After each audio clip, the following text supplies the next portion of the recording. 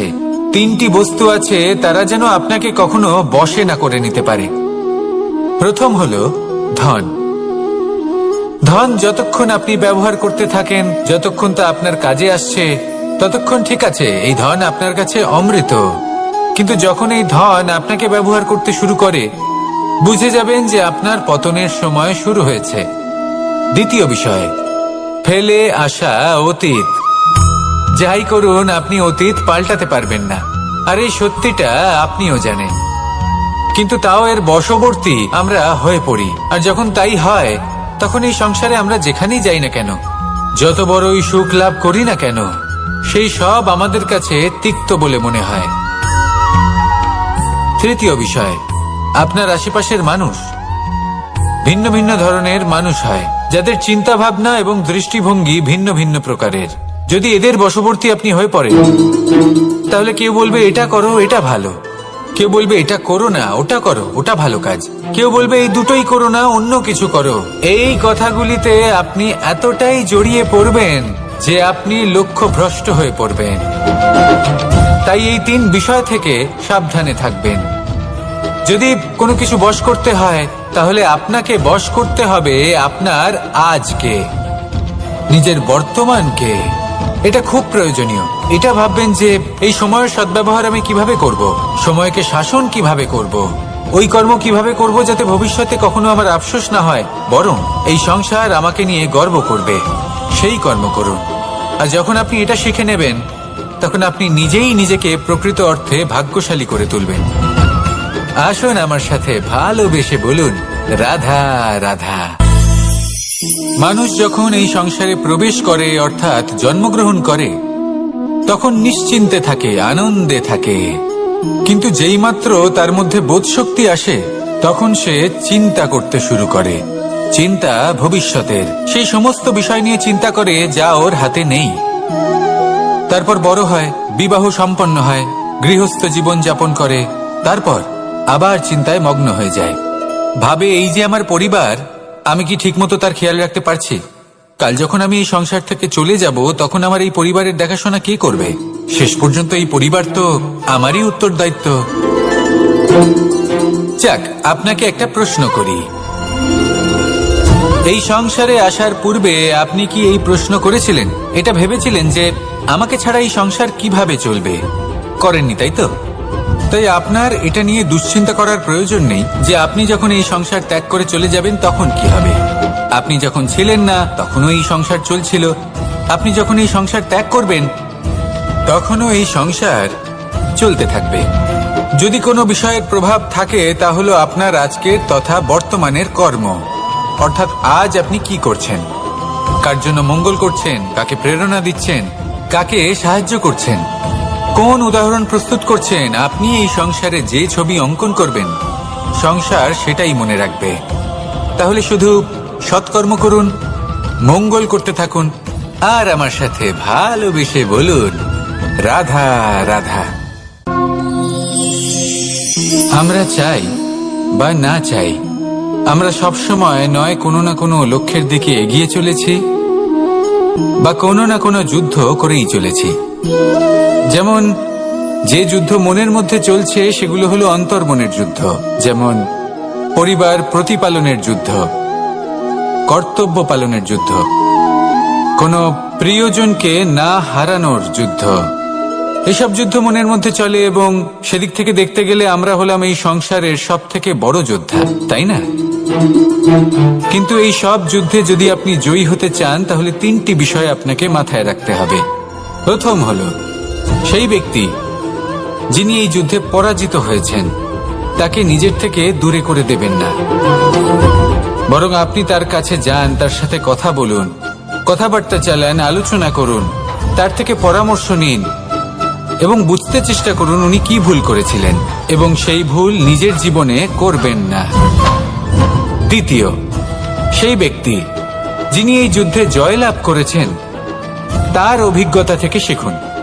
তিনি কি কি পদক্ষেপ নিয়েছেন, কিভাবে তিনি প্রারব্ধের গতিপথ বদলে দিয়েছেন, কোথায় বুদ্ধি প্রয়োগ করেছেন আর কোথায় বল প্রয়োগ করেছেন, এই সব কিছু তার থেকে শিখুন। এবং তৃতীয়, আপনার নিজের বিবেক। তার কোনটা উচিত বোধ হচ্ছে, কোনটা অনুচিত বোধ হচ্ছে, সেটা বুঝে নিন। যদি এই তিনটি বিষয় আপনি বুঝতে পারেন, তাহলে ধরে নিন যে আপনি সাফল্যের পথে অগ্রসর হয়ে চলেছেন। আসুন আমার সাথে ভালোবেসে বলুন, রাধা রাধা। মানুষের জীবন হলো তার যাত্রা, এবং প্রত্যেকের জীবনযাত্রার লক্ষ্য হলো আলাদা। এবার মনের মধ্যে এই প্রশ্ন জাগতেই পারে যে এই জীবনের লক্ষ্যটা গুরুত্বপূর্ণ নাকি যাত্রাটা। এবং এই ভাবনায় আমরা কোথাও না কোথাও সব থেকে গুরুত্বপূর্ণ বিষয়ে ভুলে যাই যে সব থেকে গুরুত্বপূর্ণ ব্যক্তিত্ব হলো আমাদের সাথী, আমাদের সহযাত্রী, যার সাথে আমরা এই যাত্রাপথ সুনিশ্চিত করি। এটা খুব গুরুত্বপূর্ণ। আপনি নিজেই দেখুন, মেঘ থেকে বৃষ্টি ঝরে পড়ে। তার লক্ষ্য হলো ধরিত্রী, তার যাত্রাপথ হলো সেই বায়ুমণ্ডল। কিন্তু ও কোন সাথী নির্বাচন করছে তার উপর কত কিছু নির্ভর করে। যদি সাথী হিসেবে ঝিনুককে খুঁজে পায় আর ওই ঝিনুকের ওপরে গিয়ে পড়ে, তাহলে মুক্তয়ে পরিণত হয়। তখন লক্ষ্য কি হয়ে থাকে? ঈশ্বরের আভূষণ। সেখানেই যদি এই জলের ফোঁটা কোনো সাপের সঙ্গ পায়, কোনো সাপের মুখে গিয়ে পড়ে, তাহলে তা পরিণত হয় বিষে। আর তখন লক্ষ্য কি হয়? কারোর প্রাণ হরণ করা। এই উদাহরণ স্থির করে যে আমাদের জীবনে সাথীর নির্বাচন হলো অত্যন্ত আবশ্যক এবং অত্যন্ত গুরুত্বপূর্ণ বিষয়। কারণ সাথীর প্রভাব শুধু যে আপনার পথে পড়বে তা নয়, আপনার লক্ষ্যের ওপরও পড়বে। কখনো কখনো কেউ আপনার লক্ষ্য বদলে দেবে, কখনো উচিতভাবে, কখনো অনুচিতভাবে। সেটা আপনার নির্বাচনের উপর নির্ভর করছে। তাহলে একজন শ্রেষ্ঠ সাথী নির্বাচন করুন আর আমার সাথে ভালোবেসে বলুন, রাধা রাধা। মানুষ বর্তমানে নিজের জীবন অতিবাহিত করেন, কিন্তু তার জীবনে অতীতকাল এবং ভবিষ্যৎকাল এই দুটোরই সমান গুরুত্ব রয়েছে। অতীতকাল অতিবাহিত হয়ে গেছে এবং সেটা জীবিত থাকে আমাদের স্মৃতি হিসেবে, এবং ভবিষ্যৎ হলো সেটাই যেটা আমরা শুধুমাত্র কল্পনাই করতে পারি। এবার অতীতের কিছু স্মৃতি এমন থাকে যা আমাদের কাছে আনন্দময় হয় না, তা কটু হয়, দুঃখজনক হয়, যন্ত্রণাদায়ক হয়। আমরা যা কিছুই করি তা বদলে ফেলতে পারবো না, কিন্তু ভবিষ্যৎকাল সেটা আমরা রচনা অবশ্যই করতে পারি, যদি আজ আমরা শ্রেষ্ঠ কর্ম করি।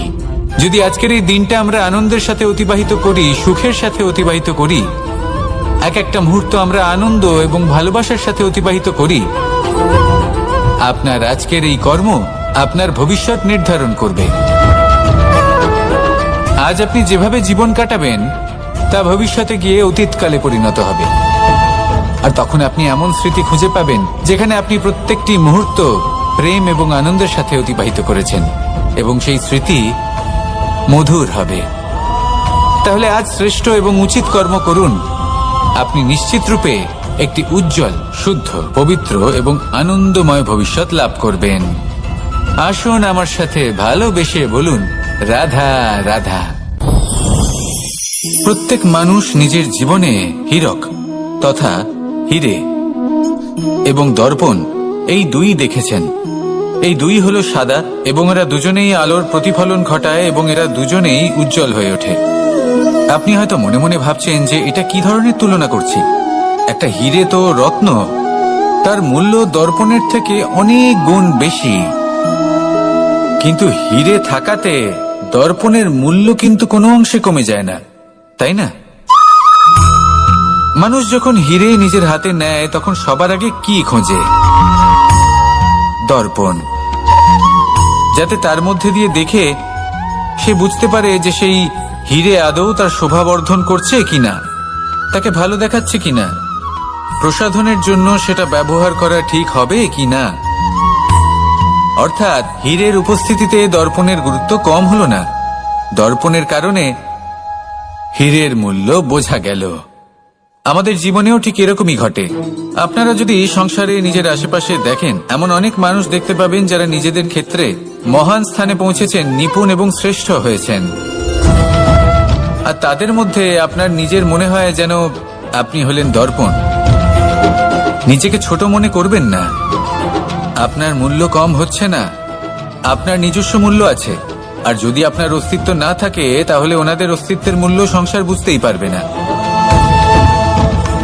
জীবনে সবসময় চেষ্টা করবেন যাতে আপনি আরো বেশি শ্রেষ্ঠ হয়ে উঠতে পারেন। আপনি নিজে যে স্থানে আছেন সেটাকে ছোট মনে করবেন না, তারও নিজস্ব একটা মূল্য আছে। যদি আপনি হিরে হয়ে থাকেন তাহলে অহংকার করবেন না, যদি আপনি দর্পণ হয়ে থাকেন তাহলে নিজেকে ছোট মনে করবেন না। আসুন আর আমার সাথে ভালোবেসে বলুন, রাধা রাধা। পাপ এবং পুণ্য, এই দুই হলো সংসারের এমন দুই বিন্দু যাকে কেন্দ্র করে এই সংসারের চক্র ঘুরতে থাকে। আমরা যদি কোনো কর্ম বিচার করি, হয় পুণ্য নয় পাপের দৃষ্টিভঙ্গি দিয়ে, এটা হয় পুণ্য না হলে পাপ। কিন্তু এই পাপ এবং পুণ্য এই দুই নির্ভর করে প্রত্যেক মানুষের ওপর, তার চিন্তাধারা, তার পরিস্থিতির ওপর। ধরুন এমন একজন মানুষ যিনি অনেক দিন ধরে বনে পথ হারিয়েছেন, অনেক দিন হয়তো উনি কোনো খাবার খাননি। এবার এমন পরিস্থিতি চলে এসছে যে এবার যদি উনি খাবার না খান তাহলে হয়তো জীবিতই থাকবেন না। আর এমন অবস্থায় ওনার সামনে যদি কোনো প্রাণী আসে তাহলে তাকে শিকার করা, এটা কিন্তু তার কাছে পাপ নয়, এটা তো জীবিত থাকার একমাত্র উপায়। এটা তার কাছে পুণ্য সম। আর যদি আমি এমন একজন ব্যক্তির কথা বলি যিনি সরল, যিনি একটি সুখী, শান্ত, সুরক্ষিত জীবনযাপন করছেন, তার কাছে কিন্তু এটা পাপ। এইরকমই এই সংসারে ভিন্ন ভিন্ন পরিভাষা আছে পাপ এবং পুণ্যের। তার মধ্যে যদি আমি আপনাকে একটি সরল পরিভাষা দিই, সেটা হলো জীবনে যখনই কোনো কর্ম করবেন সেটা নিয়ে একটু